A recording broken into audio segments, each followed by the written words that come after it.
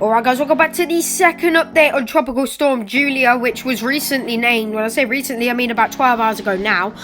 But it is expected to become a 90-mile-per-hour hurricane before it makes landfall in Nicaragua, which would not be good at all if that were to happen, since, you know, they've had Eta, they've had Iota, but they have this storm as well. It's not going to be good because rainfall totals are going to skyrocket with this storm. The storm is already producing very impressive convection. You can see below minus 80 degrees in the center there, and that is the center of the storm. The center looks like it is starting to really get itself together and really start to organize. It's not looking good for Nicaragua at all, and it's probably nearing at this stage 65 to 70 miles per hour. Currently, the storm has wind speeds from my estimates of 70 miles per hour, that is 60 knots, gusting with winds of 95 miles per hour. A pressure of 994 millibars. It is moving west at 18 miles per hour, as well as latest update brought to you by Curtis Simplified. So take a look at the National Hurricane Center forecast here. You can see they're expected to be a hurricane by their next advisory. And then you can see there's already hurricane warnings out now for Nicaragua, and you can see it's going to go through Salvador and Honduras and Guatemala.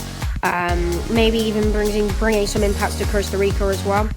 But you can see hurricane warnings there, tropical storm warnings as well for pretty much the whole coast, the whole east coast at this stage of Nicaragua. There is some sort of warning in place. Take a look at some model intensity guidances. You can see pretty certain here, but some of them taking it up very high. Those are the rapid intensification models, however, though, so that's if the storm were to like rapidly intensify. Most of the main ones, however, are actually decreasing the storm's wind speed quite a bit, not really taking it up too much. Some of them are taking it up by like 10 miles per hour, not too much, but some are taking it up all the way to category 2, so I think it will be a category 2. However, it really could do, just looking how the storm's been doing right now, it's been doing extremely well in satellite imagery, and it looks like it is trying to rapidly intensify. It isn't really rapidly intensifying yet, but it is definitely trying. Take a look at some visible shortwave IR imagery just as the sun rises. And then Nicaragua, you can see that storm there, very good rotation. There's very good banding features as well. The rotation is actually really good now. And the storm, it wasn't looking good a few days ago, but now it's looking very good, the rotation.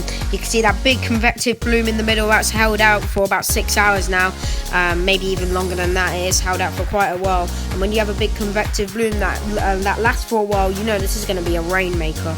Taking a look at some true color zoomed out imagery, you can see there as it approaches Nicaragua, you can see it's not that big of a storm, it's just the rain in this storm is going to be massive. It's going to be a way bigger threat than the wind speeds, definitely, unless this thing really rapidly intensifies and reaches like category 3 or 4.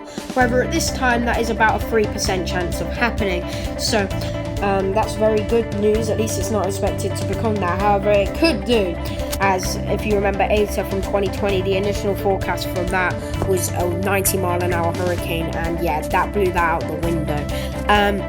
But yeah, as you can see, it's approaching Nicaragua. It isn't going to be a good event for them either.